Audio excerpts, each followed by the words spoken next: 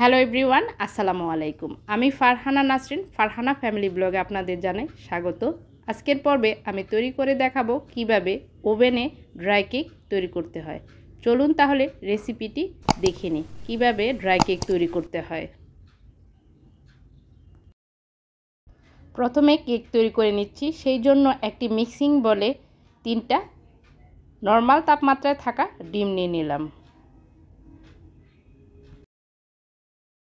এখন একটি electric bitter দিয়ে ডিমগুলোকে আমি বিট করে নিচ্ছি। যদি ইলেকট্রিক বিটার হাতের কাছে না থাকে তাহলে আপনারা হ্যান্ড উইচ দিয়েও এই কাজটা করতে পারেন।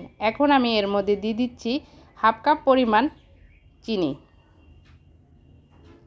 চিনিটাকে দিয়েও আমি ভালোভাবে ইলেকট্রিক বিটারের মাধ্যমে বিট করে নিচ্ছি। আর একটি স্প্যাচুলা দিয়ে চতুর্পাশ থেকে ডিমটাকে মাঝখানে এনে আবার বিট করে নিচ্ছি। এখন আমি এর মধ্যে দিয়ে দিচ্ছি 1 চা চামচ পরিমাণ ভ্যানিলা এসেন্স আর দিয়ে দিচ্ছি 1/4 কাপ পরিমাণ তেল। তেলটাকে দেওয়ার পরে 1 মিনিটের মতো আমি বিট করে নিচ্ছি।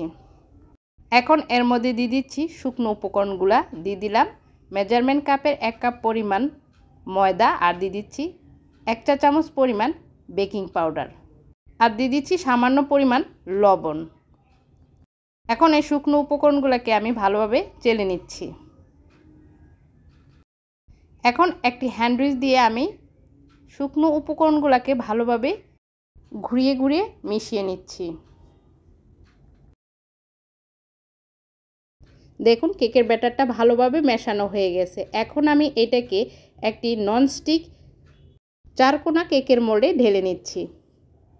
ওভেনটাকে 180 ডিগ্রি তাপমাত্রায় 5 মিনিট প্রিহিট করে 35 মিনিটের জন্য আমি এটাকে বেক করে নিচ্ছি। আপনারা যারা নতুন এসেছেন আমার চ্যানেলে, প্লিজ আমার চ্যানেলটি সাবস্ক্রাইব করে পাশে থাকা বেল আইকনটিতে ক্লিক করে ফেলুন। আর ভিডিওটি ভালো লাগলে অবশ্যই একটা লাইক দিয়ে দিবেন। আমি কেকটাকে বের করে নিয়েছি আর একটি কাঠি দিয়ে চেক করে নিচ্ছি।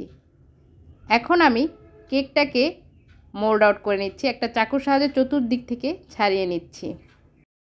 দেখুন কেকটা অনেক সুন্দর হয়েছে। আপনারা চাইলে এইভাবেও খেতে পারেন।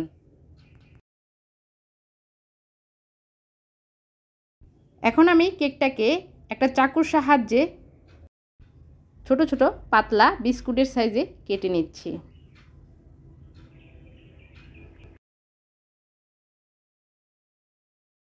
স্কিনে আপনারা একটু ভালোভাবে লক্ষ্য করুন আমি কীরকম সাইজ করে কেটে নিচ্ছি।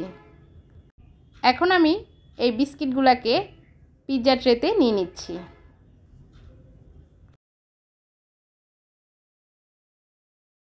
বিস্কিটগুলোকে আমি সুন্দর করে সাজিয়ে নিয়ে এখন এটাকে 180 ডিগ্রিতে 10 মিনিট করে আমি বেক করে নিচ্ছি।